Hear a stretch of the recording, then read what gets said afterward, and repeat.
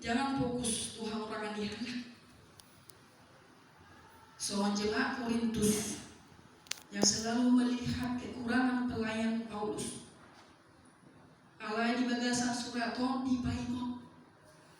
Paulus itu sebagai hamba Tuhan di ayat 1 yang dikatakan di ayat 1 sebagai hamba Kristus yang kepadanya dipercayakan rahasia Allah. So ini dosa sintong na parmoluan akadongan termobi dia kana poso di depata.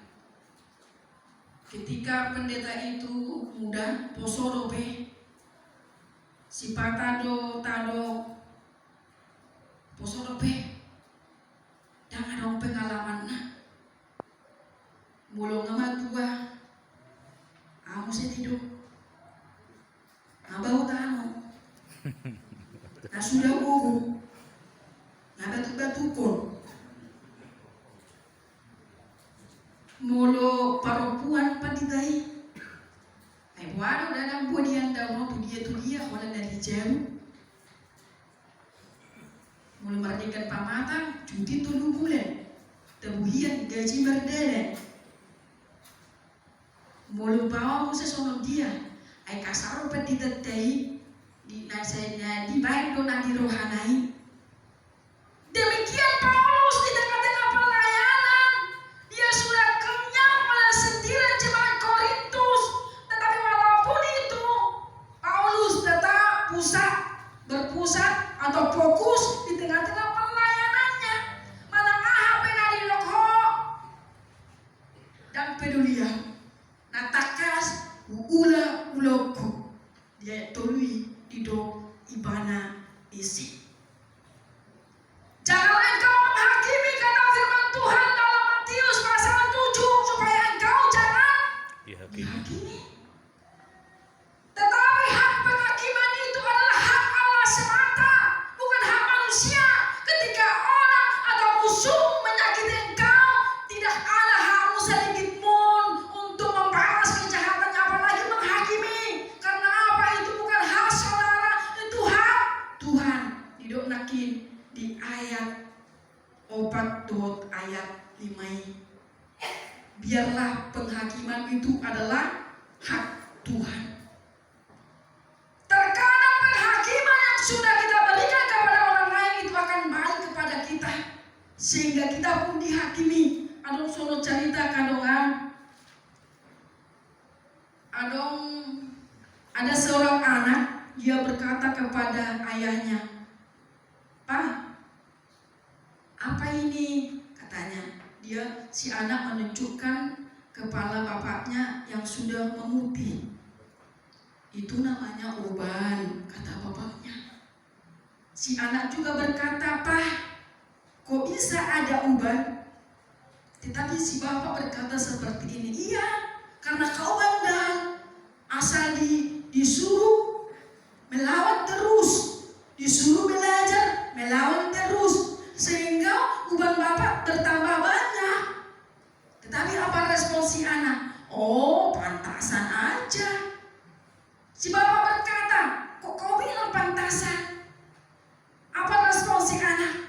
"Ya pantasan aja bapak, si opu banyak ubannya, bapak kan melawan terus, makanya banyak uban si kakek," katanya.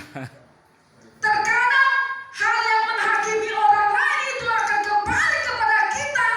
Untuk itu ketika kita mengingatkan orang lain, iko berengon do diri niba.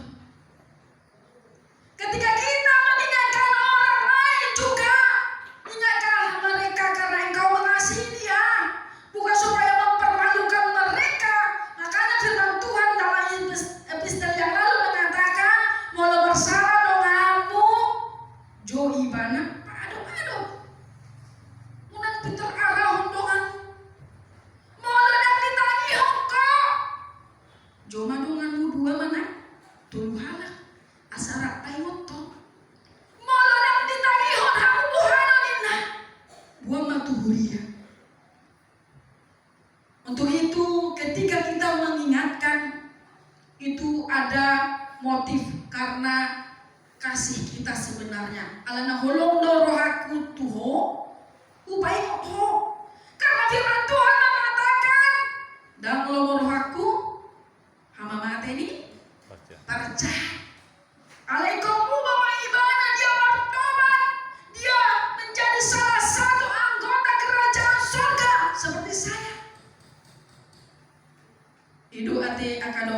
hinaholongan di bagasan Kristus Yesus. Jangan fokus kepada sindiran orang lain.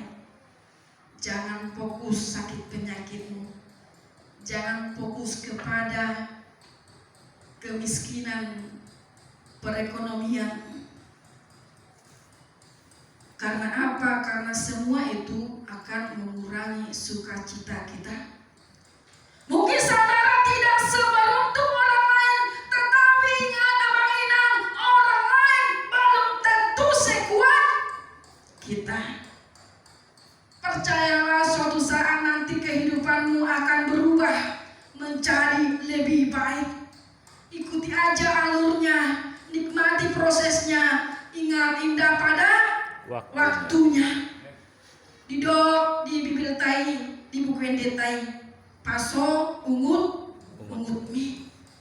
Ungut bisa memakan sukacita kita. Beruntunglah saudara ketika saudara menderita sekarang.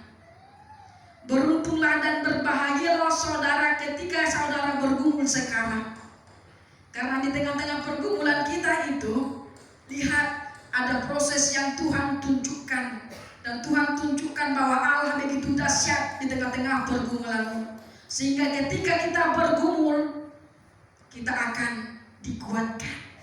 Isi dalam goyoko debatang sendiri yang akan menguatkan saudara, memberikan solusi dan jalan keluar kepada saudara. Asalkan saudara berserah kepada Tuhan.